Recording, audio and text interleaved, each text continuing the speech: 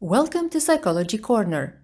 I am Lucia Grosaru and this is the audio version of 10 Psychological Reasons Why We Like Mrs. Danvers.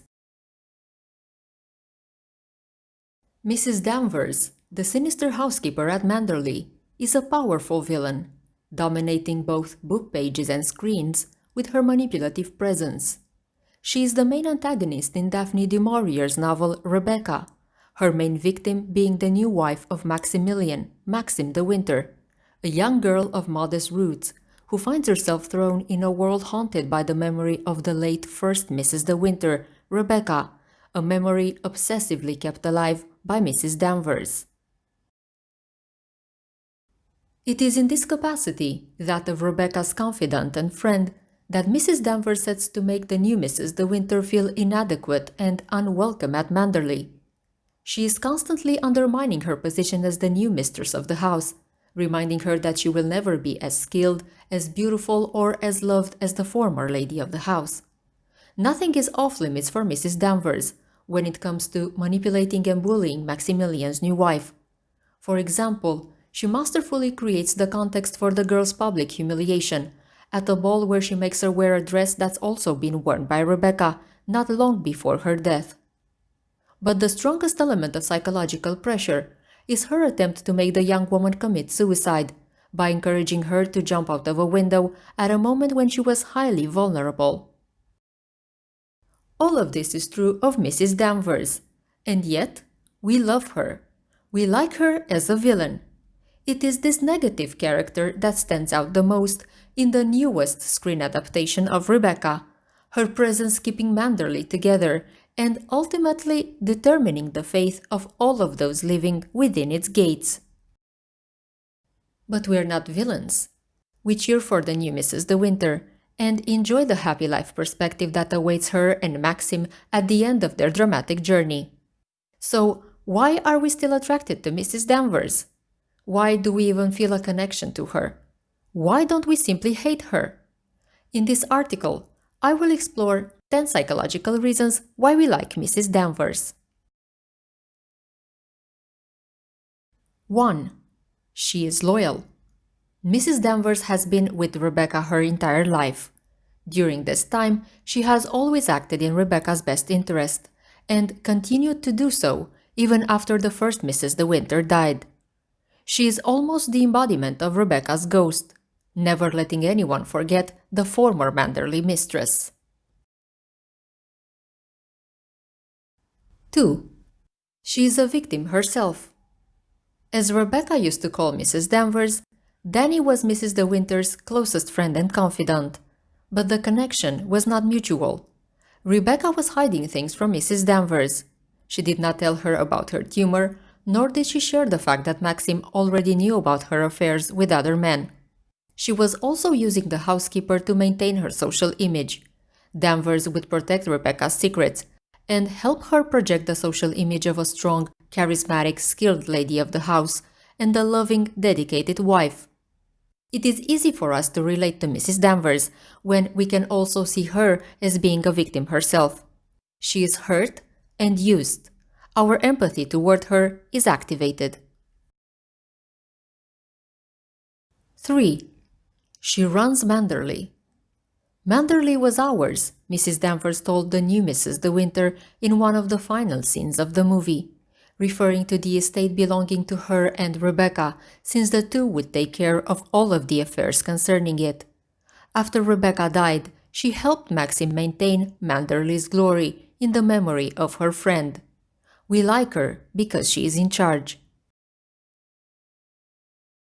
4. She is highly intelligent. All master manipulators are. Mrs. Danvers can weave webs of deception like no other. There is almost no escape for those whom she is targeting. She understands the politics of the area, the social scene. She reads people and discovers their vulnerabilities. And she can identify and exploit various resources to her advantage. An example would be the scene at the ball, manipulation by proxy. Danvers used Mrs. de Winter's maid to advance her plan to publicly humiliate the young wife and turn not only her new acquaintances, but her own husband against her. It is evil but clever. We like clever. 5. She is Maxim's support. Mrs. Danvers is the one that continues taking care of Maxim after her friend Rebecca dies. Manderley does not fall apart because she is there. She stays by Maxim's side, just like she did when Rebecca was alive. It is not because she likes Maxim, remember that she is trying to destroy his newfound happiness, but because she is still doing things the way the late Mrs. De Winter would have wanted them done. It is about her sense of duty, not empathy or loyalty toward Maxim. However, she is there for him, and as viewers, we appreciate that. 6. She is always aware of everything around her. She sees everything that is happening at Manderley and beyond its gates. She even understands secrets that are not directly shared with her by others. Such an example is Maxim sleepwalking, triggered by the traumatic events related to his first wife's death. Even though she does not know what exactly had happened between Maxim and Rebecca the night she died, she is aware that his nocturnal torment is linked to her memory and tries to nurture his residual feelings for the first Mrs. De Winter, as well as prevent the new Mrs. De Winter from interrupting the relationship that she considers should continue even beyond Rebecca's grave.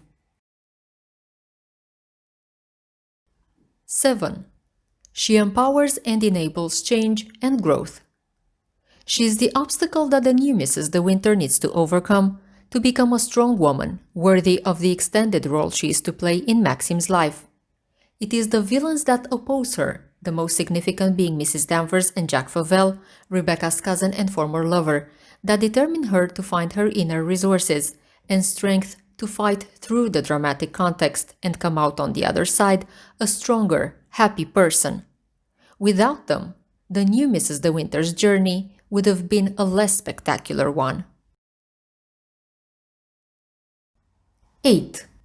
She triggers the ultimate cleanse, separating the haunted past from the promising future.